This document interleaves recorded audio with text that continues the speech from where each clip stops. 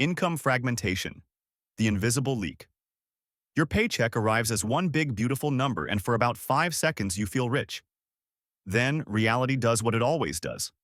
Rent quietly takes its cut. Groceries pretend to be harmless. Subscriptions nibble at you like mosquitoes. Utilities, insurance, car payments, death by 1,000 small amounts. This is income fragmentation. The system doesn't ask what you want to do with your money. It decides for you. Your brain is excellent at panicking when something big disappears and terrible at noticing slow leaks. So instead of freaking out, you relax. Congratulations, you're calm while being drained. By the time you check your balance, the damage is already done. Your money has been pre-spent, pre-promised, and effectively pre-owned. Just not by you. And here's the genius part. You don't feel broke. You're functioning, you're surviving, so your brain decides everything is fine. Meanwhile, nothing is growing. No savings, no leverage, no exit plan. Income fragmentation keeps you broke by keeping you unaware. If your money vanished overnight, you'd probably freak out. But when it disappears slowly, you adapt. In reality, it's a system designed to keep you comfortable enough to stay and just broke enough to never leave. Illusion of prosperity. When looking rich replaces being free from the outside, everything looks great. You have a job, a decent salary, a place to live, and a car that usually starts in the morning. People look at your life and think you've made it. Sometimes you think that too. Guess what? That's the illusion of prosperity. The system doesn't need you to be rich. It just needs you to look successful and feel good. Think of the system to be like Diddy. Your apartment is furnished, your fridge is full, your calendar is busy. None of those are signs of wealth. They're signs of maintenance. Psychologically, the illusion works because your brain measures success by comfort, not control. As long as your basic needs are met, the alarm never goes off. You don't feel deprived, you feel on track. But prosperity without ownership is just performance. You don't own your time, you don't control your income, and you definitely don't have options. Still, the illusion is powerful because it removes urgency. Why question the system when your life looks better than most? This is how people stay broke without feeling poor. You're not struggling, so you assume you're winning. But real prosperity isn't about what you can access. It's about what you can walk away from. If one missed paycheck threatens your lifestyle, you're not prosperous, you're just well managed. The illusion keeps you compliant by rewarding appearance over independence. It gives you enough comfort to stay grateful and just enough pressure to keep showing up. You don't feel trapped. You feel successful. And that's how you're trapped in the illusion. Lifestyle inflation loop, the upgrade that locks you. And it starts with a raise. Nothing dramatic, just a little more money than before. At first, it feels like progress. You breathe easier. You tell yourself you've earned this. Then the upgrades begin. A nicer apartment, a better car, a few comforts you can finally afford. This is lifestyle inflation. The loop is simple. Every increase in income quietly becomes an increase in obligation. Your rent rises, your payments grow, your standards adjust. Psychologically, this feels like moving forward. Your brain is wired to see better as success. But something subtle happens. The gap never widens. You don't become freer. You become more dependent. What once felt optional becomes non-negotiable. And here's the trick. Because the changes happen slowly, they feel reasonable. No single decision feels reckless. No single upgrade feels dangerous. But stacked together, they form a loop you can't step out of. You can't downgrade without pain. You can't leave without fear. So you keep going, chasing the next raise, the next upgrade. Not because you want more, but because you've made it less impossible. Lifestyle inflation doesn't trap you by force. It traps you by reward. Every raise feels like freedom. Every upgrade tightens the loop. And one day you realize, you didn't climb the ladder. You built a cage, one improvement at a time. Golden handcuffs. When comfort becomes a cage. There's a moment when your job stops being optional. You don't notice it when it happens. No warning, no contract you remember signing. One day you think about quitting, and your stomach drops. That's the golden handcuffs. They don't look like chains. They look like a salary, benefits, and stability. Psychologically, the trap is simple. Your lifestyle now requires your paycheck. Your rent depends on it. Your car depends on it. Your entire personality depends on direct deposit. So even when the job drains you, you stay. Even when you're miserable, you comply. Not because you love it, but because fear beats dissatisfaction every time. The system doesn't need to force you to work. It just needs to make leaving feel impossible. And the cruel part? You call this security. Real security is choice. It's knowing you could walk away. Golden handcuffs remove that option while convincing you that you're lucky. You accept more, tolerate more, and postpone your life for a future that keeps rescheduling itself. The handcuffs are golden because they shine. They look like success. But if your comfort disappears the moment your income does, you're not free. You're just well paid and locked in place. Expense catch-up. Mechanism. Why raises never change anything? You get a raise, not life-changing, but enough to feel hopeful. For a moment, things feel lighter. You think, finally, this will help. Then life responds. Rent goes up. The car needs repairs. Insurance increases for no clear reason. A medical bill appears. Something breaks.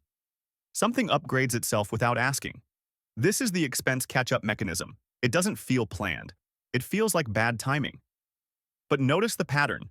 Every time your income rises, your required expenses rush in to meet it. Psychologically, this is brutal because it teaches you that effort doesn't change much. You worked harder. You earned more. And your stress stayed the same. So you don't feel rewarded. You feel relieved. And relief is dangerous. Relief makes you compliant. The system doesn't need your expenses to exceed your income. It just needs them close enough that nothing accumulates. Because accumulation creates options, and options create exits.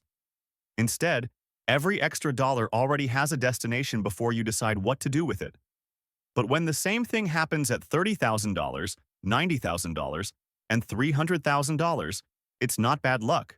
It's a pattern. You're not building wealth. You're increasing throughput.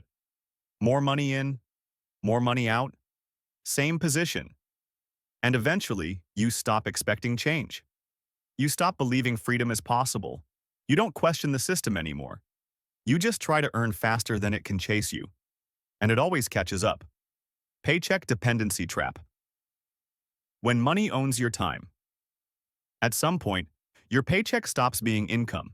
It becomes oxygen. You don't notice the shift when it happens. There's no moment where you decide this. One day, you simply realize that everything in your life depends on that next deposit.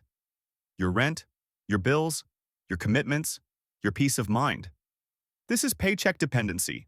Psychologically, it rewires how you think. You stop asking, is this worth it? And start asking, can I afford to lose this? Risk becomes dangerous. Creativity becomes irresponsible. Freedom becomes a luxury you'll think about later. Even when the paycheck is large, the dependency is the same. Because the problem isn't income size. It's that all of it is already spoken for. When money arrives and immediately leaves, your job is no longer a choice. It's a requirement.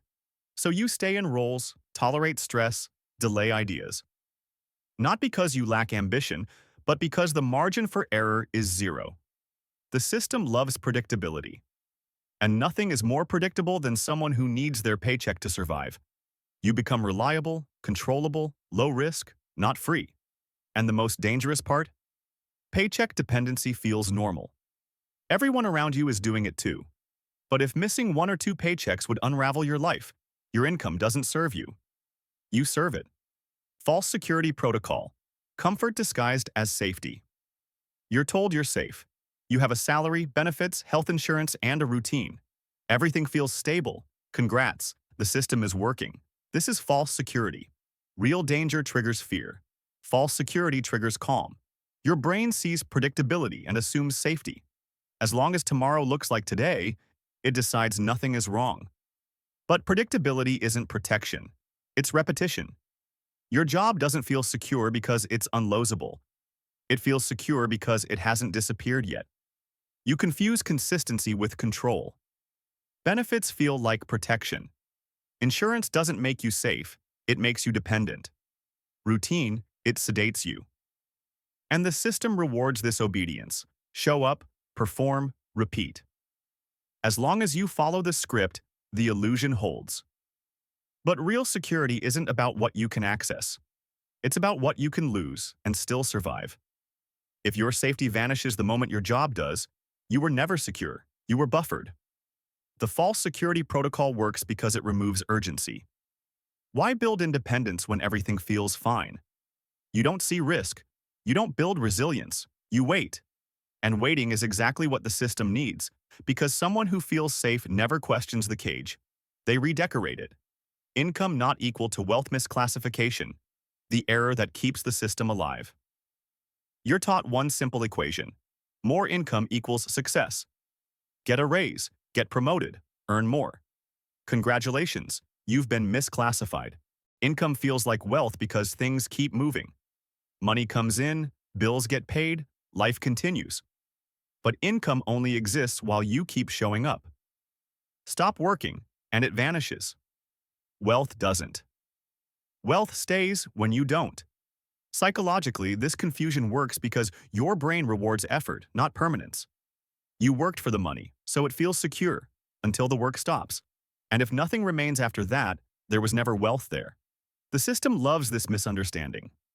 As long as you think income is the goal, you'll chase raises, work longer, and upgrade your life without ever asking why nothing accumulates.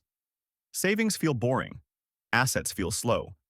Paychecks hit faster, so you keep optimizing for income instead of ownership, for cash flow instead of control. Someone making $200,000 with no margin is fragile. Someone making $60,000 with assets has leverage. Guess which one gets celebrated? Once you see the difference, everything shifts. You stop asking how to earn more and start asking what survives if you stop.